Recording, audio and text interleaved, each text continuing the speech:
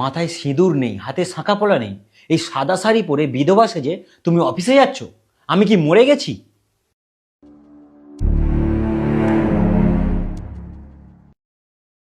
তুমি এইরকম একটা সাদা শাড়ি পরেছো, মাথায় সিঁদুর নেই, হাতে কোনো শাঁকা পলা নেই, তুমি কি ভুলে যাচ্ছ আমরা পার্টিতে যাচ্ছি? এতে আমার কোনো অসুবিধা নেই, তাহলে তোমার এত অসুবিধা হচ্ছে কেন? আমার অসুবিধা হচ্ছে, আমি তোমার স্বামী, আর 5টা লোককে তুমি কি বোঝাতে চাইছো যে তোমার স্বামী নেই, আর সেই সহানুভূতি দেখিয়ে তুমি অন্যের সাথে ফুর্তি করবে? এই কথাগুলো না তোমার মুখে একদম মানায় না। তুমি নিজে ভেবে দেখো যে তুমি কি করো। তোমার এই কাণ্ড কারখানার জন্য না আমি এই বিধবা সাজে ঘুরে বেড়াই, কারণ তুমি আমার কাছে মারা গেছো।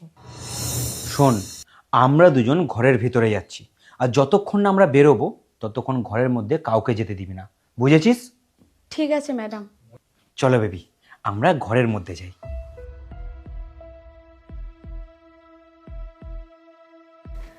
বৌদি, সব নিজের কানে শুনলে তো? আমি অনেক দিন আগেই তোমাকে বলেছিলাম, তুমি প্রতিদিন অফিস যাওয়ার পরে মেয়েটা প্রতিদিন এই বাড়িতে আসে। তুই ওদের কিছু বলবি না, আমি আসছি বাড়িতে। শোনো না, কতদিন লুকিয়ে লুকিয়ে বাড়িতে আসবো? চলো না একদিন কোথাও ঘুরতে যাই। কোথায় ঘুরতে যাবে বলো? তোমাদের টিকিট তাহলে আমিই করে দিই। পায়েল, তুমি? এটা প্রিয়া, আমার অনেক পুরনো বন্ধু, আমরা একসাথে কলেজ শেষ করেছি। বন্ধু? তাহলে বেডরুমে কি করছিল? আসলে আমার হ্যান্ডব্যাগটা ভেতরে রয়ে গেছিল, আর ওটাই আমি আনতে যাচ্ছিলাম। প্রবৃত্ত, তুমি একটু যাও না, ব্যাগটা এনে দাও, আমি বেরিয়ে যাব। তুমি কি ভাবো পবিত্র? আমি কি কিছুই বুঝি না? বাড়িতে বন্ধু এলে তাকে লিভিং রুমে বসিয়ে তাকে চা কফি খাওয়াতে হয়, তার সাথে গল্প করতে হয়, আর তুমি তোমার বন্ধুকে ডিরেক্ট বেডরুমে নিয়ে চলে গেলে।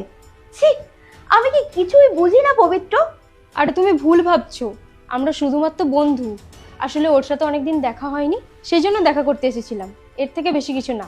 তুমি যেটা ভাবছো সেটা নয়, তুমি আমাকে বেকার সন্দেহ করছো। আমি তোমাকে বিয়ে করেছি, আমি তোমাকে কি করে ঠকাবো বলো?